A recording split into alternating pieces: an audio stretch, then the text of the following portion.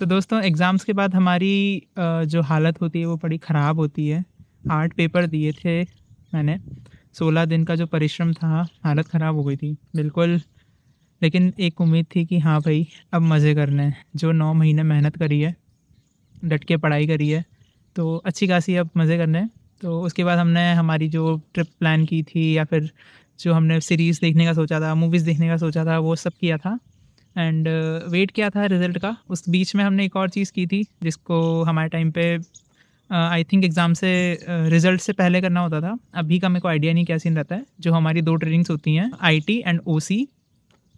तो मैंने जनवरी में जो है आईटी की ट्रेनिंग स्टार्ट की थी। मैंने वर्चुअल बैच लिया था क्योंकि हमारे टाइम पे कोविड के बाद वाला ईयर था, तो उस टाइम पे वर्चुअल अलाउड हो रखे थे।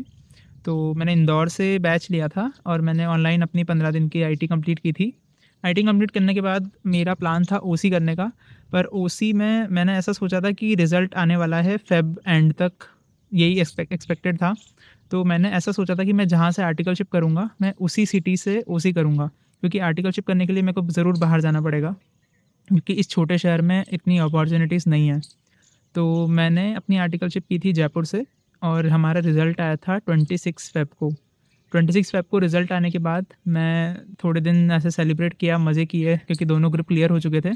और उसके बाद हम थोड़े दिन बाद आई थिंक 8 ऑफ मार्च को मैं गया था जयपुर, और जयपुर में मैंने नेट पे सारी कंपनीज़ सर्च कर ली थी कि कौन-कौन सी फ़र्म्स जो हैं वो टॉप की होती हैं।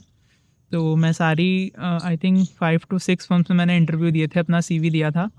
तो उनमें से कुछ फ़र्म्स में मैं सिलेक्ट हुआ था और डे एंड तक जाके मैंने एक फ़र्म सिलेक्ट कर ली थी जहाँ पे मेरे को जॉइन करना था। तो आर्टिकलशिप के लिए मैंने जो चीज़ सोची थी और जितना मेरे को समझ में आया था, तो स्टूडेंट्स के दिमाग में 2 चीज़ें रहती हैं, या तो मिड साइज़ या बिग 4। तो दोनों के मैं एडवांटेज, डिसएडवांटेज जितना इतना डिटेल में नहीं जाऊँगा, पर हाँ, कुछ समराइज़ वे में आपको बता सकता हूँ कि आप अपना डिसीज़न ज़रूर ले सकते हैं उसके बेस पे। तो जैसे आप मेरी तरह हैं, मैं एक छोटे शहर से हूँ, तो मेरे को यहाँ से बड़े शहर में जाना था। तो जहाँ हम सीए लोग सोचते हैं, मतलब हमारे सीए स्टूडेंट सोचते हैं कि सबसे बेस्ट जगह आर्टिकलशिप होती है मुंबई में। मेरा भी ड्रीम था कि मैं बिग 4 में या फिर किसी अच्छी फर्म में, मुंबई जैसी अच्छी लोकेशन पे जाके अपनी आर्टिकलशिप करूँ। लेकिन फैमिली कंडीशंस की वजह से मैं वो कंटिन्यू नहीं कर पाया। तो मेरे को 2 ऑप्शन मिले थे, या तो मैं जयपुर जाऊँ या फिर मैं इंदौर जाऊँ, क्योंकि मैं जहाँ से रहता हूँ वहाँ से मेरे लिए ये दोनों जगह पास पड़ती हैं। तो I decided to pursue Jaipur, क्योंकि जैसा मैंने इंटर की वीडियो में बताया था कि मैंने जयपुर से कोचिंग की थी। तो जयपुर मेरे लिए कंफर्टेबल शहर था।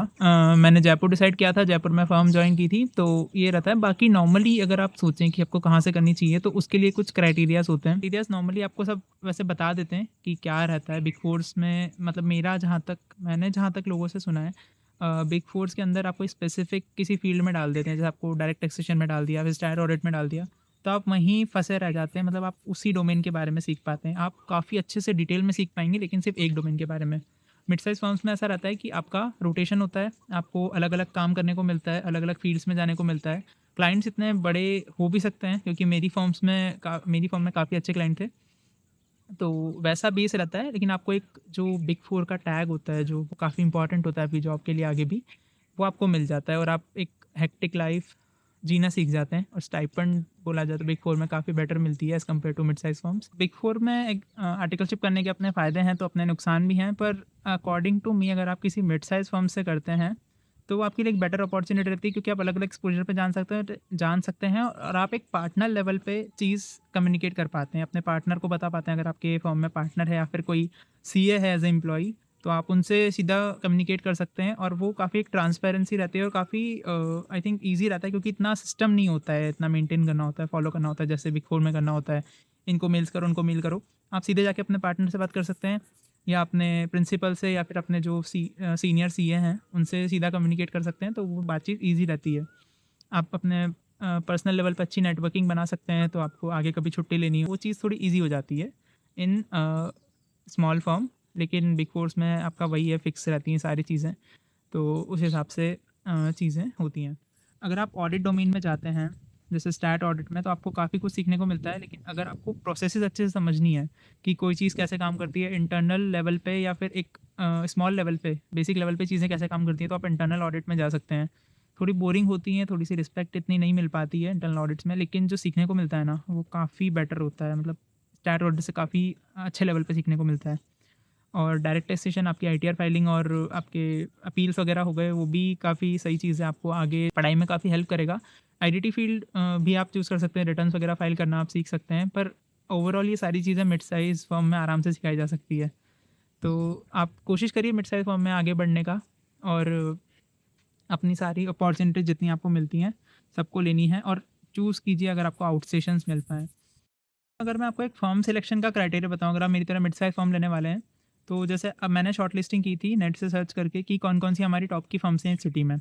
उन सब में जाके मैंने इंटरव्यू दिया था। इंटरव्यूज़ काफ़ी बेसिक होते हैं, आपसे कुछ टेक्निकल क्वेश्चंस पूछ सकते हैं ऑडिट के बारे में, एएस के बारे में, जो आपने बेसिकली पढ़ा है तो आप थोड़ा पढ़ के जा सकते हैं, नहीं तो बेसिक्स पर्सनल क्वेश्चंस भी पूछ के काम खत्म हो जाता है, कहाँ से हो और सीए क्यों चूज़ किया और ये फर्म क्यों जॉइन करनी है, बस इतनी चीज़ें रहती हैं। तो कुछ चीज़ें ईज़ी भी होती है, लेकिन तैयारी पूरी करिएगा।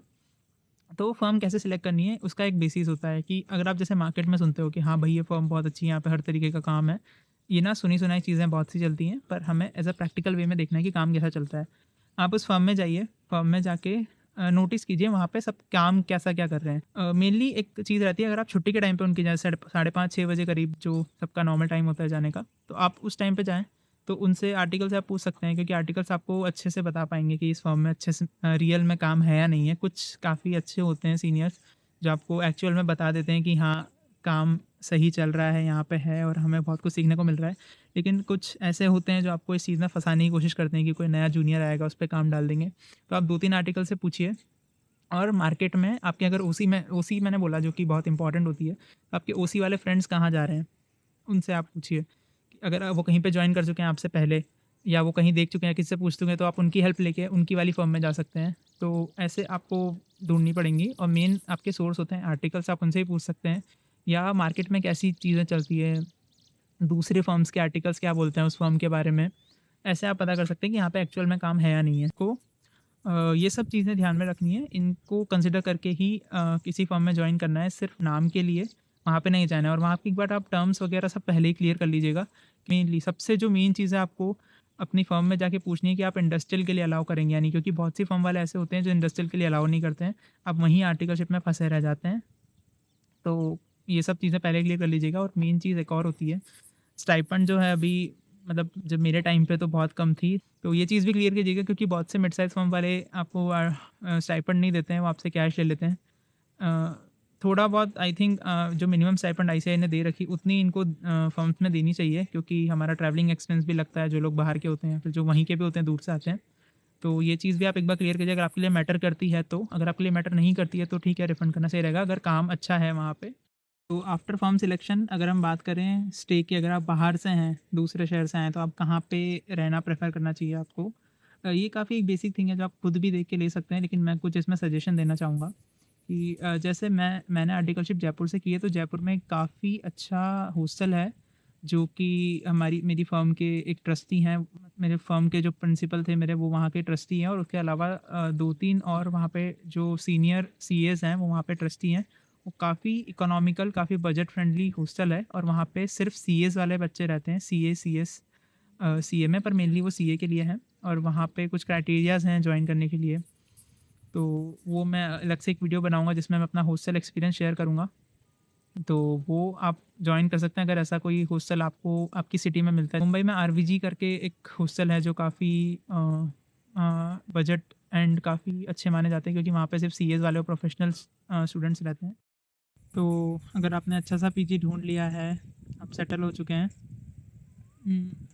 दोस्तों पीजी में एक चीज़ का ध्यान रखिएगा कि अगर आप दूर गए हैं तो खाना ज़रूर आपको वहाँ का बहाना चाहिए, क्योंकि आप जब आर्टिकलशिप से आओगे ना, बहुत परेशान रहोगे। अगर आपको खाना भी अच्छा नहीं मिलेगा ना, तो आपकी हेल्थ पे बहुत फ़र्क पड़ेगा। और एक चीज़ का ध्यान रखना, आपको आके ऑफ़िस में 8 घंटे की ड्यूटी, जो आपकी ड्यूटी रहेगी, उससे आके आपको पढ़ाई भी करनी है। तो उस हिसाब से एनर्जी भी बचा के रखनी है, और माहौल अपना पीजी का उस हिसाब से ही रखना, क्योंकि आपकी फाइनल की जर्नी शुरू होने वाली है। तो यहाँ पे आपको क्लासेस ख़त्म करनी है अपनी आर्टिकलशिप ख़त्म होने से पहले, ताकि आप आराम से आगे रिविज़न्स कर सकें। तो उस हिसाब से अपना पीजी या फिर जो भी आप जहाँ पे रह रहे हैं उस हिसाब से ढूँढना, और आके पढ़ाई करने का और जो भी रूटीन है वो मैं एक बार और आपको किसी अपनी आर्टिकलशिप वाली वीडियो में अच्छे से बताऊँगा कि कैसा क्या सीन रहता है, कैसे उसको टाइम को मैनेज करना होता है, कि आप टाइम पे क्लासेस ख़त्म कर पाएँ, क्योंकि वो बहुत बड़ा टास्क होता है अपने लिए, और उसी के साथ-साथ आप एन्जॉय भी कर पाएँ, जो कि मैंने अपनी जर्नी में खूब किया है। अभी के लिए हम इस वीडियो में बस इतना ही रैप अप करेंगे। तो अगर आपके कुछ कमेंट्स हैं, कुछ सवाल हैं, कमेंट्स में बताइएगा। चैनल सब्सक्राइब कीजिएगा और वीडियो लाइक कीजिएगा अगर वीडियो पसंद आई हो, और हमारी जर्नी में बने रहने के लिए धन्यवाद।